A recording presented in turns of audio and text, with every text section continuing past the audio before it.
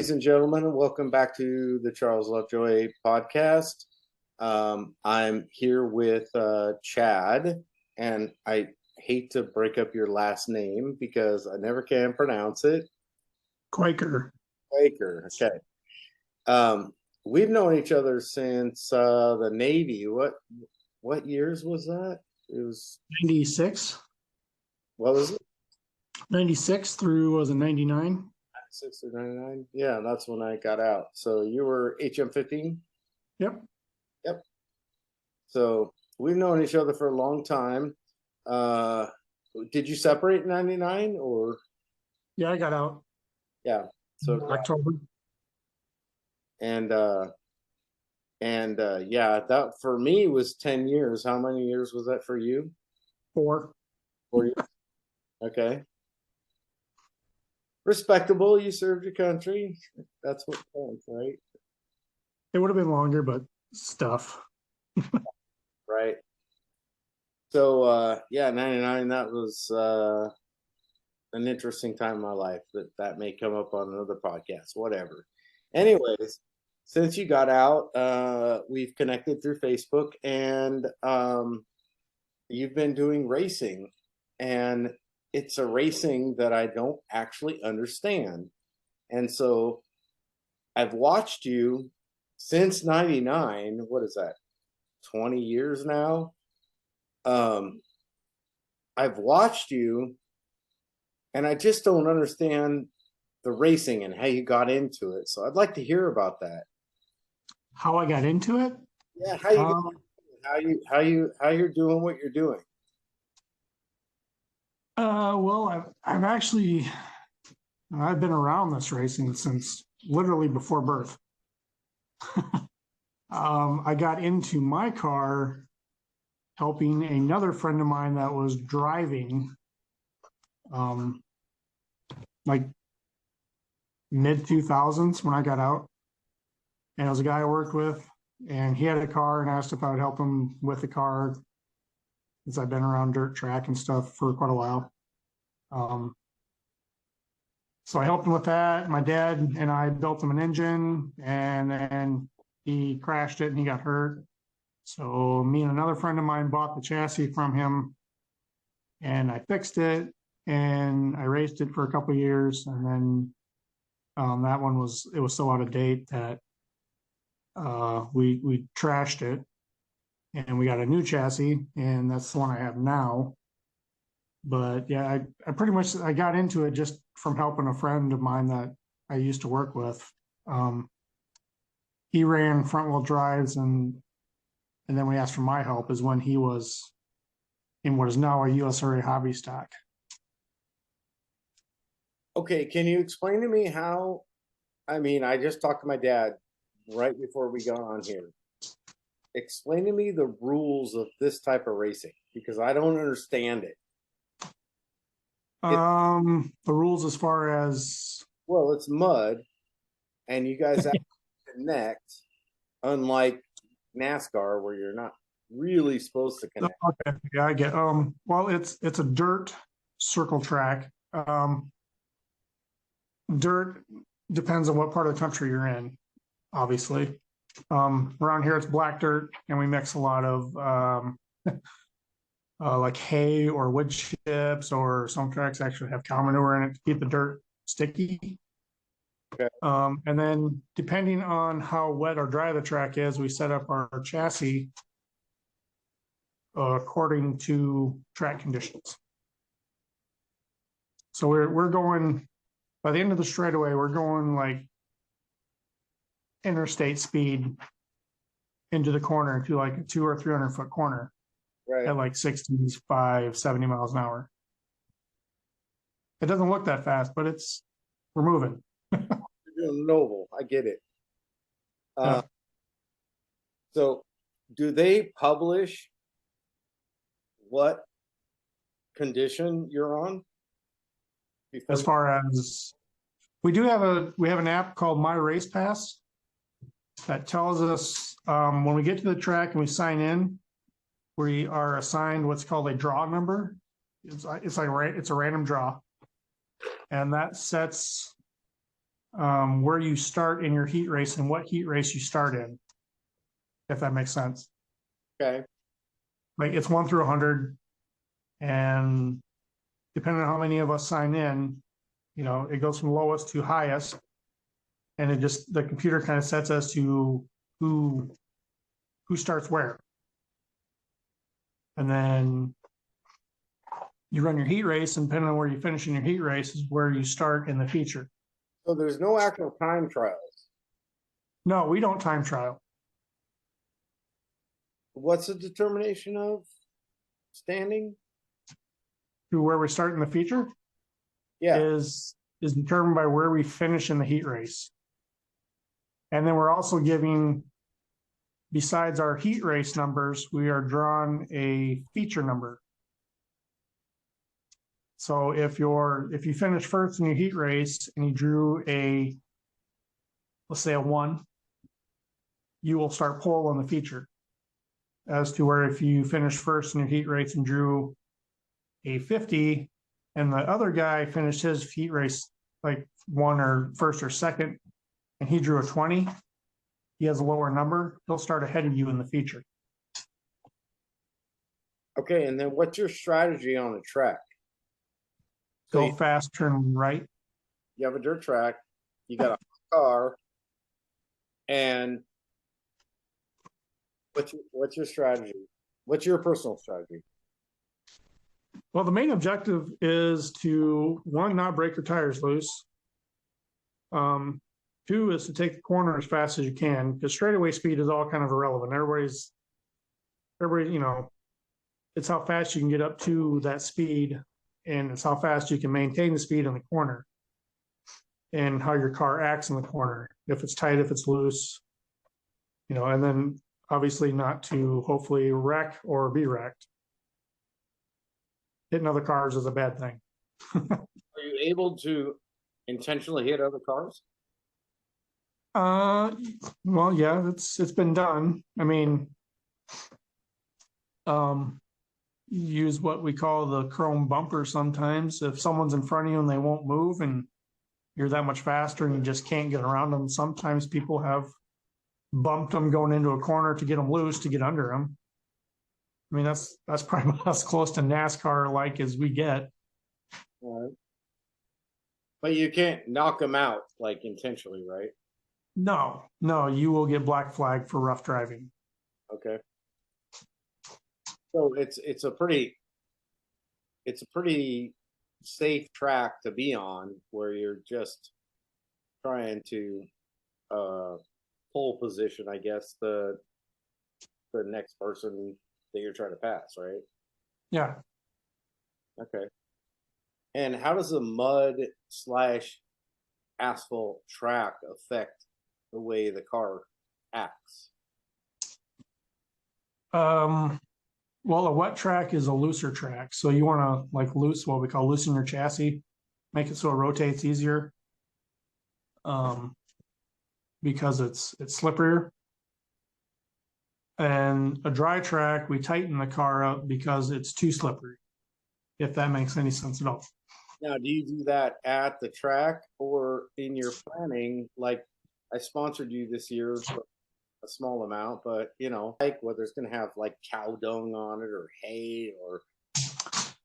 Usually the condition of the track is usually based on how much water they put on it at the beginning of the night, and kind of depends on the weather during the week, and how windy it is that night and what direction the wind is out of, and these are all things that we kind of take into consideration when we get there. And then we have what we call a hot lap session. So you have until 6:30 for everybody to sign in. And at 7 o'clock, we have what's called the driver's meeting. They go over the general rules. It's, don't drive like assholes, blah, blah, blah. Right. And then we have a hot lap session, to where you kind of go out and you can see what the track is like. If it's rough, if it's not rough, if it's overwatered. You know, you can also use that to see how your car is handling. Is your carburetor being a pain in the butt? You know, you got a shock or something that's not working right or whatever. So, and then from there, they do like the the intros or the Pledge of Allegiance or whatever. You know, we all stand there and salute the flag or whatever, and then we start a heat race. I guess what I'm trying to understand right now is that you're in your winter season right now. You've got the car in the garage, you're doing work to it, and so forth and so on. But you have Mhm. no idea what track you actually are going to be on and how you're going to configure that car for that particular track, right? Yeah, yeah. I mean, I race pretty much only like two main tracks around here, and they're basically the same. How the car handles, we use basically shocks and springs on how to adjust it. Okay. So I've been with the American Rally Association and adjusted cars and so forth and so on, based on conditions. Um, so it's kind of like that on the fly. You make a few laps and then adjust conditions, or you adjust to conditions before you actually go out on the track. Kind of, yeah. Like, okay, so usually the heat races are it's a wetter track than the feature. Okay. If it's windy, the track will dry out a lot, and I got to move around here. And so between the heat race and the feature, we will adjust like I said, we'll stiffen up the car and like either put a stiffer spring in or a stiffer shock in and adjust air pressure in the tires to compensate accordingly. I mean, it's And you learn that on the heat. yeah, Okay. yep. Buy your car? Just curious. I know you were. What's that? I said, are you buy your car? No, I'm like 40 miles away from my car. Oh, dang. Yeah, I yeah. know. I know we've been bouncing back and forth about that. So. Best I do is give you like a picture of it. I mean, there. Oh yeah, no, I'm gonna interject tons of pictures off your Facebook just to add it to this, but yeah, everybody I've talked to is very curious about how this particular sport is the way it is. So, Yeah. um, so you are light into how this business works.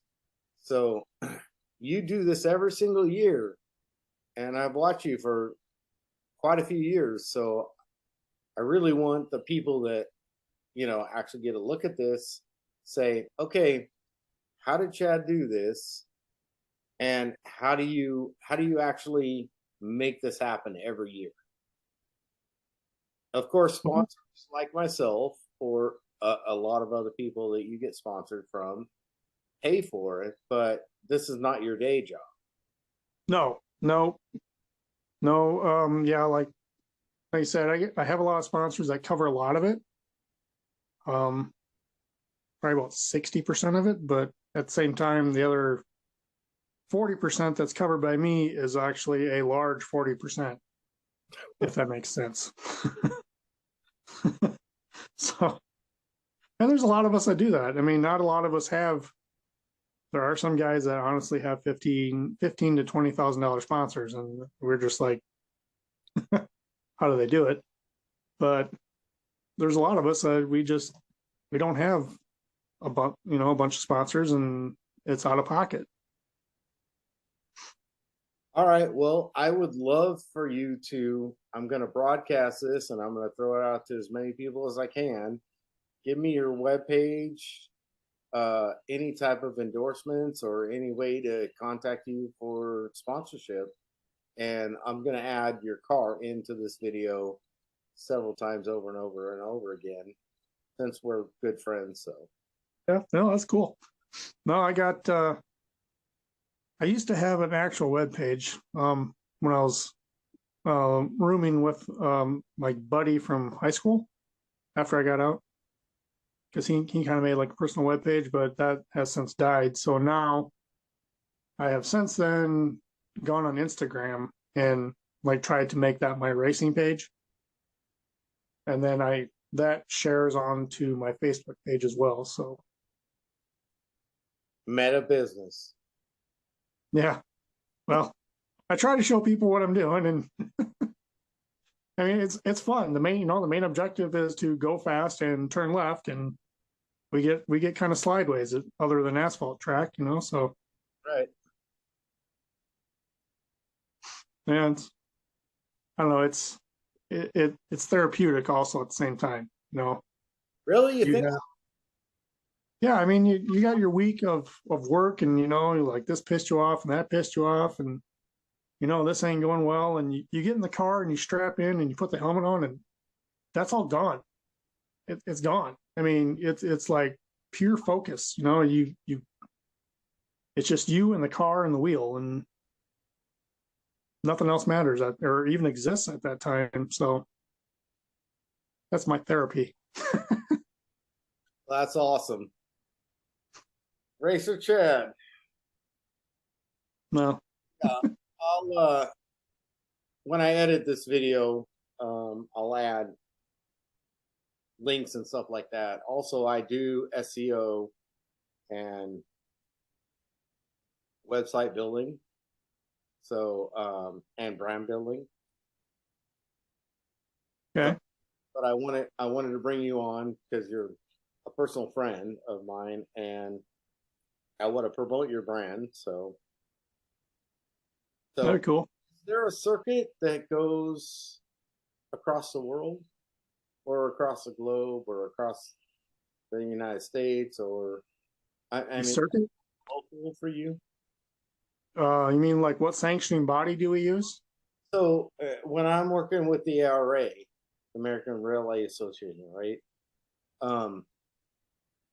They have races, all over the place. It can be Europe, it can be Oregon, Idaho, it can be Washington State, it can be whatever.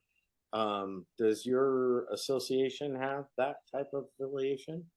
Kind of. We're mostly in the U.S. I don't think we've gone outside the U.S. yet. Mostly in the Midwest. We are the USRA, United States Racing Association. Okay.